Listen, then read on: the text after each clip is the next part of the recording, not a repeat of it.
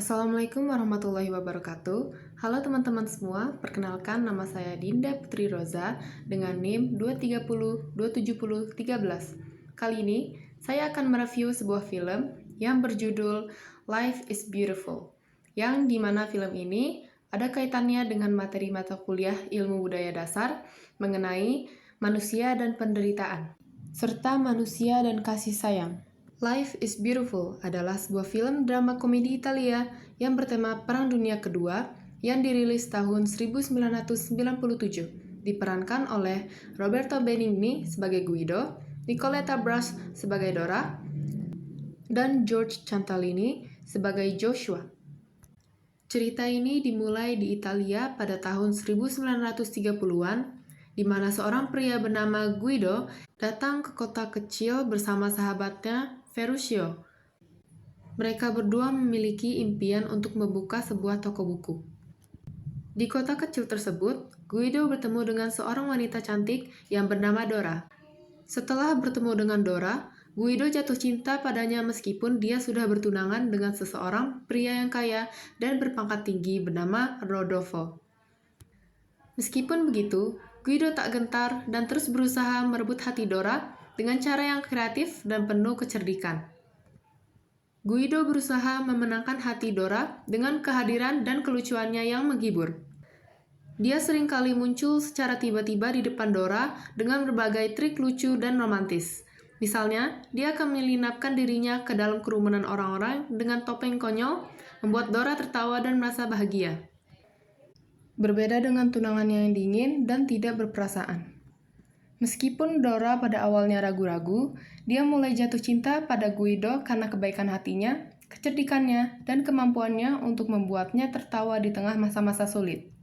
Akhirnya, Dora memilih untuk meninggalkan tunangannya yang kaya dan memilih untuk bersama Guido, meskipun mereka harus menghadapi banyak kesulitan dan tantangan di masa depan. Setelah Guido dan Dora memutuskan untuk bersama, mereka menghadapi masa-masa sulit di tengah-tengah kediktatoran Italia yang dipimpin oleh Benito Mussolini dan ketegangan politik yang berkembang di Eropa. Meskipun demikian, cinta mereka terhadap satu sama lain terus menguat. Mereka menikah dan beberapa tahun kemudian, mereka akhirnya memiliki seorang putra yang lucu bernama Joshua. Meskipun hidup sederhana, mereka nampak sangat bahagia. Dora masih tetap mengajar di sekolah Francisco Pertaka, sedangkan Guido berhasil mendapatkan izin membuka usaha toko buku. Nampaknya hidup Guido sedang mengalami kesulitan sejak Eropa Tengah dicekam ketakutan akan Perang Dunia Kedua, khususnya terhadap kekuatan militer Jerman yang semakin agresif dan diskriminatif terhadap kaum Yahudi.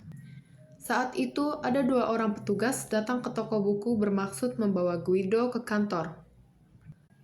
Ketika ia diseret petugas di depan Joshua, ia berusaha menunjukkan sikap baik-baik saja, meskipun Guido tahu keadaan semakin menyulitkannya.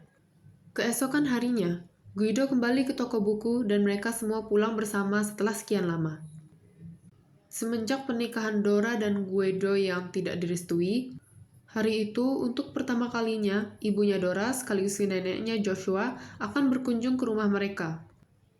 Tetapi ketika Dora dan ibunya sampai, kondisi rumah sangat berantakan. Dora sudah memahami bahwa anak dan suaminya serta sang paman telah ditangkap petugas. Dalam truk, Guido membohongi Joshua, mengatakan bahwa mereka akan jalan-jalan untuk merayakan hari ulang tahunnya.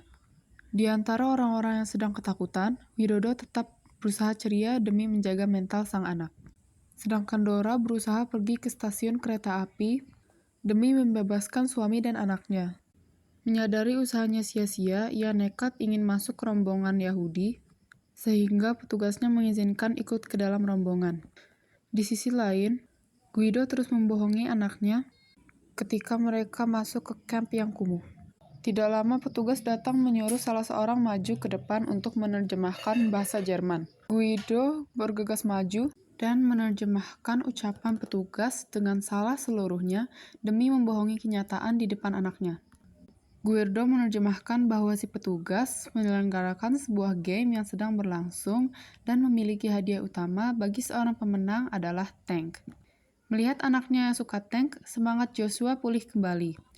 Padahal kenyataannya, yang diucapkan petugas tersebut adalah semua tawanan ditugaskan mengangkut besi 100 kilo dan harus tetap bekerja jika tidak ingin ditembak mati. Beberapa hari kemudian, Guido menemukan anaknya bersembunyi di kolong ranjang. Ia menceritakan bahwa anak-anak akan dimasukkan dan dipanggang ke dalam oven. Mendengar itu, Guido berusaha meyakinkan kembali Joshua bahwa semuanya adalah tujuan lawan yang tidak boleh dipercaya. Tetapi, nampaknya Joshua sudah mulai lelah dan tidak ingin meneruskan lagi permainannya.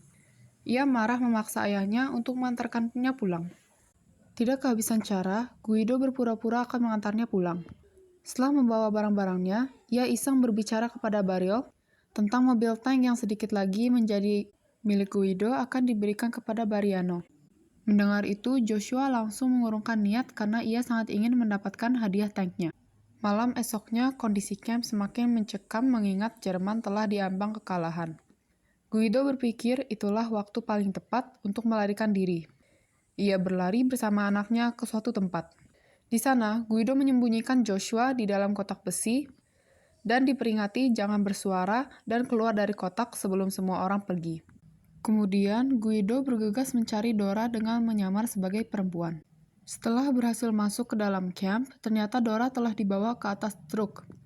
Guido menyuruh Dora turun, namun keburu ketahuan petugas. Ia langsung bersembunyi di atas atap jendela. Sayangnya, ia berhasil ketahuan dan dibawalah oleh petugas. Ketika melewati kotak besi, demi meyakinkan anaknya tetap bersembunyi, ia melakukan tingkah konyol agar Joshua tetap tenang dan senang. Sampailah mereka di suatu tempat yang menjadi titik akhir di mana si petugas menghabisi nyawa Guido. Esok harinya, sisa tentara Jerman kabur meninggalkan kamp konsentrasi. Disusul para tawanan yang berhasil hidup keluar dari kampnya masing-masing. Setelah itu, Joshua pun berani keluar dari sana. Kebingungan memahami situasinya, ia dikagetkan dengan kedatangan mobil tank tentara Amerika. Dalam benaknya, semua permainan yang dikarang sang ayah telah berhasil dimenangkannya. Si tentara Amerika pun membawa Joshua naik ke atas tank. Di tengah perjalanan, akhirnya Joshua dipertemukan oleh sang ibu. Ia sangat senang dan tidak sedikit pun mengalami kesedihan selama menjadi tawanan berkat sang ayah yang terus berhasil membangun mimpi dan imajinasi Joshua. Dan cerita ini pun berakhir. Sungguh cerita yang mengharukan, tragis tetapi juga penuh dengan kehangatan. Film ini mengajarkan bahwa sesakit apapun penderitaan, kasih sayang orang tua tidak akan runtuh meskipun dihadapkan dengan rintangan dan penderitaan yang pedih. Baik, itu saja rekap film Life is Beautiful dari saya. Sampai jumpa dan terima kasih telah menonton.